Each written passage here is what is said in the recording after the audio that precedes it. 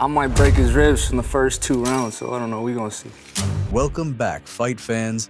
Some fighters are champions. Some fighters are stars. Starting to wear down Glenn Hurt. Glenn is hurt in a major way. I love throwing punches. I love stopping people. So me against all the big names would be an amazing fight. And then there are fighters so dangerous that nobody wants to fight them. Touch him up. That fighter is David Benavidez, known today as the Mexican Monster. I tell my wife all the time, like, I have 2 loves in my life. Yeah. Number 1 is boxing, and you're number 2. David is one of the most feared fighters in modern boxing.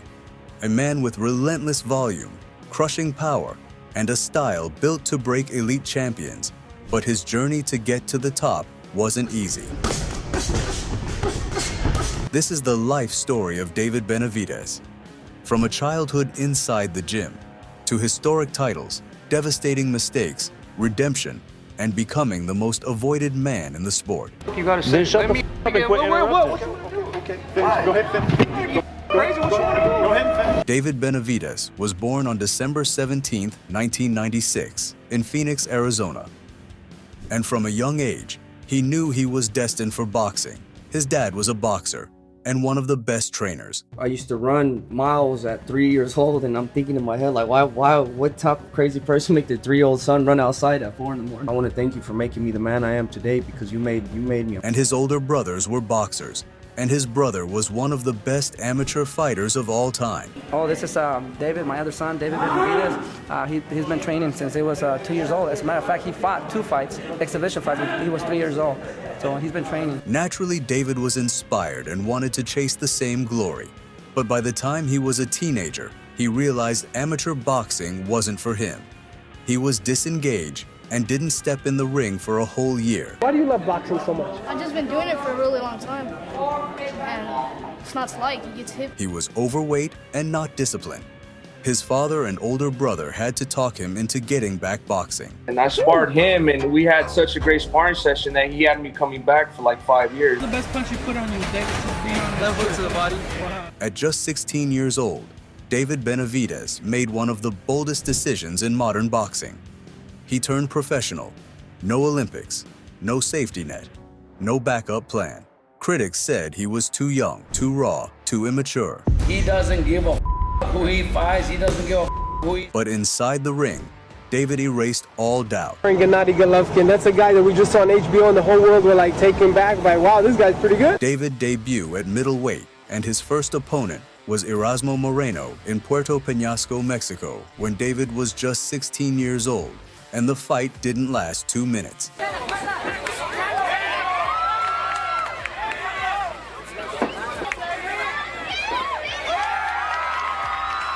That fight lit a fire in the young Mexican, and by the end of the year, he added 5 more vicious victories to his record.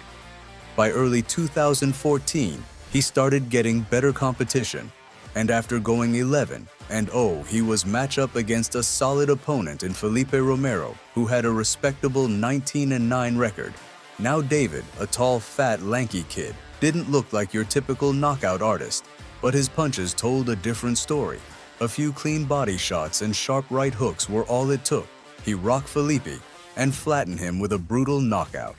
Next stop for the rising prospect was a veteran boxer in Kevin Cobbs, who was a slick boxer and a slightly underdog.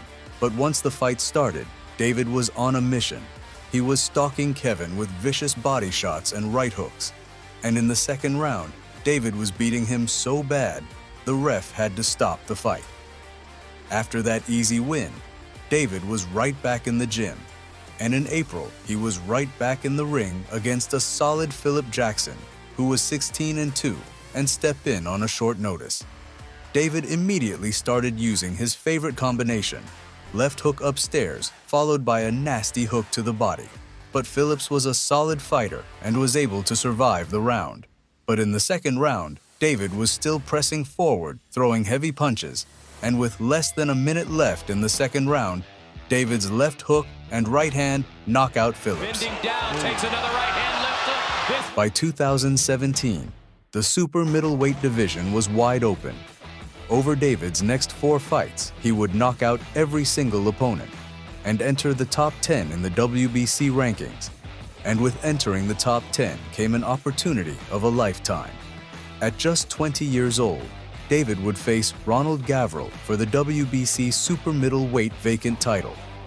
Ronald Gavril was an experienced, durable Romanian fighter trained by Floyd Mayweather Sr., known for his toughness and discipline. Benavidez was viewed as the future of the division, a pressure fighter with fast hands, knockout power, and non-stop offense. But many questioned his experience.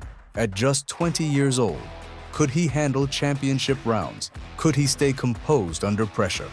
Gavril, on the other hand, was seen as the veteran underdog, not flashy, but smart, tough, and dangerous enough to capitalize on mistakes. The stage was set, youth versus experience, raw power versus discipline, with a world title on the line.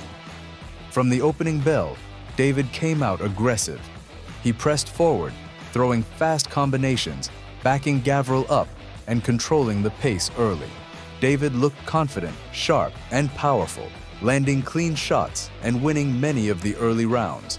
But Gavril wasn't folding, and as the fight went on, Gavril began adjusting, using movement, timing counters, and forcing David into exchanges where his defense started to loosen. By the middle rounds, the fight became much more competitive.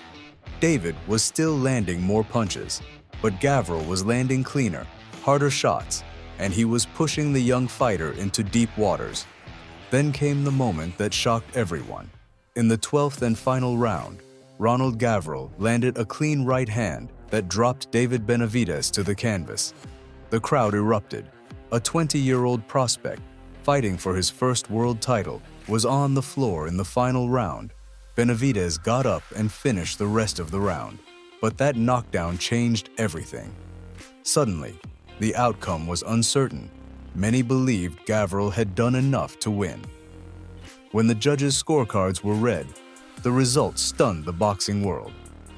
Split decision win for David Benavidez. Scores favored Benavidez just enough for him to claim the vacant WBC title. At just 20 years old, David Benavidez became the youngest super middleweight champion in history. But immediately, controversy exploded. Fans, analysts, and even fighters questioned the decision. The fight became one of the most debated decisions of 2017, and calls for a rematch were loud and immediate. The judge see the scores. I can say nothing. I can do nothing. The only thing I can do is the rematch. And unlike many controversial decisions, this one got resolved the right way. A rematch was ordered. This time, David Benavidez had something to prove. He wasn't just defending his belt, he was defending his legitimacy. And from the opening bell of the second fight, it was clear this was a different David Benavidez. Benavidez came in sharper, more focused, and more disciplined. He controlled the distance. He cut off the ring. He used his jab. And most importantly, he fixed the defensive mistakes that cost him. In the first fight, Ronald Gavril was tough as always, but this time, he had no answers. Benavidez punished him with combinations, body shots, and relentless pressure. Round after round, Benavidez was breaking him down. And in the 8th round, the referee stepped in and stopped the fight. David Benavidez won by TKO. There was no controversy, no debate, no doubt. The Gavril rivalry became a defining moment in Benavidez's career. The first fight showed his heart, his toughness, and his ability to survive adversity. The second fight showed his growth, his determination, and his championship-level dominance. Together, they proved that David Benavidez wasn't just a hype job. He was the real deal. By early 2018, David Benavidez was no longer just a prospect. David looked unstoppable. A young champion riding momentum, coming off the best performance of his career, and seemingly on his way to superstardom. At just 21 years old, David Benavidez looked like the future of the super middleweight division. And then overnight, everything fell apart. Not long after that dominant performance, shocking news surfaced. David Benavidez had failed a drug test. The substance was benzoylecgonine, a metabolite of cocaine, meaning cocaine had entered his system.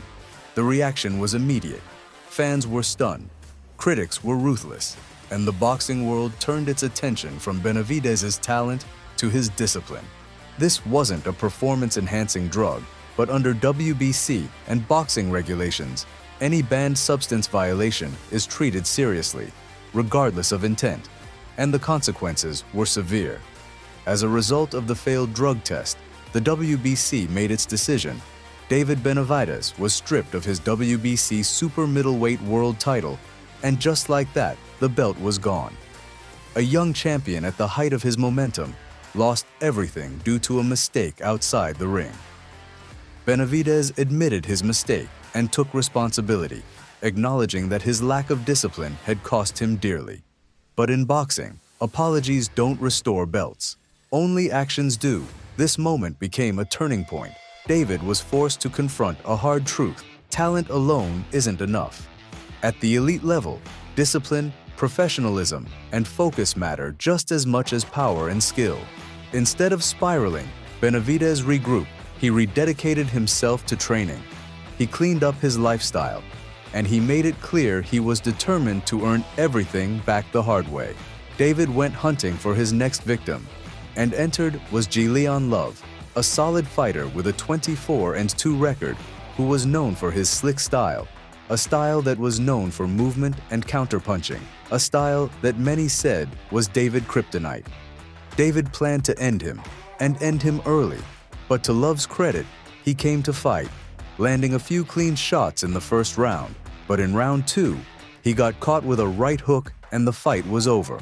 Another knockout, another statement, and with time left in the year, David wasn't slowing down.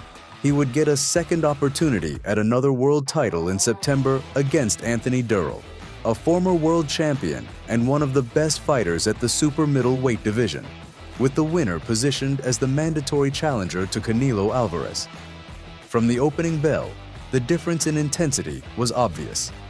Benavidez immediately took the center of the ring, cutting off space and applying pressure. He used his jab to back Anthony up and followed with fast and heavy combinations to the body and head. Anthony tried to box, move, and counter. But David's size, reach, and punch volume made it extremely difficult for him to establish rhythm. By the middle rounds, Benavidez was fully in control. He punished Anthony along the ropes, ripped hooks to the body, and forced exchanges where his younger legs and superior conditioning took over. Anthony showed heart, but the damage was piling up. In the later rounds, Benavidez began breaking Anthony down completely. Then came the turning point. Benavidez landed a crushing right hand, followed by a series of unanswered shots that busted. Anthony I, sensing the end was near. Benavidez went on the attack, unleashing a brutal barrage of punches with Anthony trapped on the ropes. The referee stepped in and stopped the fight. David Benavidez won by TKO, making a statement performance against a former world champion. This wasn't just a victory. It was a message. David showed championship-level pressure, relentless offense, and the ability to break down experienced fighters. The win earned him the WBC interim title and further solidified his status as one of the most dangerous fighters in the division. His next 4 fights weren't about hype. They were about rebuilding, dominance, and positioning himself for a world title showdown. First up was Ronald Ellis. Benavidez immediately imposed his size and pressure. Ellis tried to survive, but the constant combinations and body shots broke him down. In the later rounds, Benavidez overwhelmed him, forcing the referee to step in. Another TKO win, and another message sent. Then came Romer Alexis Angulo. This fight was all about patience and control. Benavidez picked Angulo apart, landing clean combinations and steadily increasing the pressure. The punishment became too much, and Angulo was stopped on his feet. A dominant performance, calm, calculated, and brutal. Next was Kyrone Davis. Davis was durable and game, but once again, Benavidez's volume and power took over. He walked Davis down, punished him along the ropes, and secured yet another stoppage victory. By now, Benavidez was reminding everyone exactly who he was. Then came the biggest name of the run, David Lemieux. This was a statement fight. From the opening bell, Benavidez dominated Lemieux with speed, size, and relentless pressure. Lemieux was dropped multiple times, overwhelmed, and ultimately stopped in devastating fashion. By the end of this run, David Benavidez wasn't just back, he was lined up perfectly for a collision course with his biggest rival, Caleb Plant. The rivalry between Benavidez and Plant started long before they ever signed a contract. Both men held the WBC super middleweight title at different points, but never fought each other due to circumstances outside the ring. Caleb Plant became WBC champion after Benavidez was stripped of the belt twice, once due to a failed drug test and later due to a weight miss. The lead-up was intense, press conferences were heated, trash talk was constant. Neither man backed down. Benavidez mocked Plant's durability, while Plant questioned Benavidez's discipline and conditioning. Talking a lot, talking about how much you're gonna whoop my ass and this and that, so we're gonna see tomorrow. We're gonna see tomorrow. You know what's up. You see it, boy. Shut up. Unlike manufactured rivalries, this one felt real. Years of tension boiling over into one night. The fight was scheduled for 12 rounds, with the WBC interim super middleweight title on the line. From the opening bell, the clash of styles was clear. Caleb Plant tried to box on the outside, using movement, footwork, and defense to avoid Benavidez's pressure. Benavidez did exactly what he always does. He walked forward, he cut off the ring, he threw combinations in volume. The early rounds were competitive. Plant had moments, landing clean counters and staying elusive. But Benavidez's size, strength, and output slowly began taking control. By the middle rounds, the pressure was relentless. Benavidez trapped Plant along the ropes, attacked the body, and forced exchanges where his power made the difference. Plant's movement slowed. The damage accumulated. The momentum shifted completely.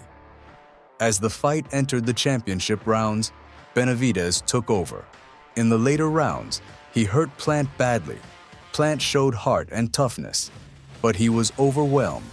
And at the end of 12 rounds, David Benavidez won convincingly and proved he was the most dangerous force in the super middleweight division. A lot of people say I didn't have defense, I just come forward.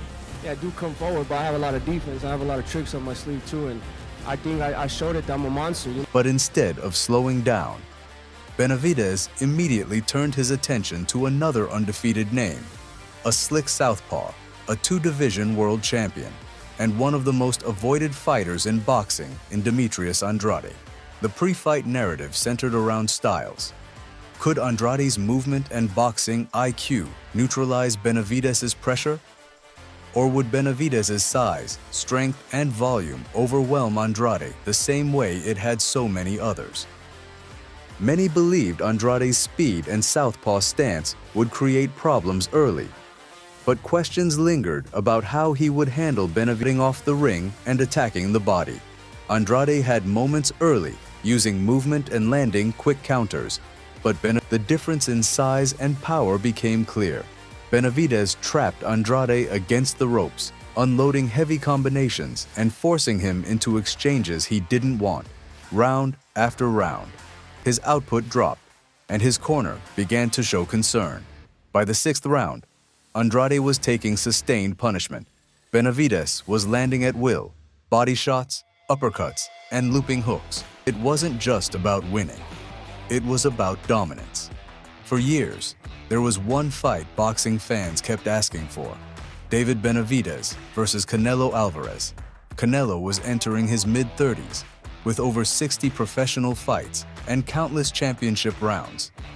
At that stage of his career, Canelo began prioritizing. Benavidez, meanwhile, was entering his physical prime. From Canelo's perspective, fighting a bigger, younger, pressure fighter at that moment didn't align with his long-term strategy. Benavidez became the WBC interim champion, making him the official mandatory challenger. Traditionally, that would force a title defense, but boxing doesn't always work that way. Beyond politics and business, there's boxing reality. Benavidez's style was dangerous for Canelo. Constant pressure, heavy combinations, strong chin, willingness to fight inside, and unlike slick boxers, Canelo could counter. Benavidez didn't give him long breaks. Many analysts believe this was one of the toughest stylistic matchups of Canelo's career at super middleweight. Eventually, David Benavidez made the decision himself. After dominating Demetrius Andrade and waiting years for an opportunity that never came, he moved up to light heavyweight, making him one of the most avoided boxers on the planet. Thanks for watching. If you enjoyed this breakdown, like, subscribe, and comment below.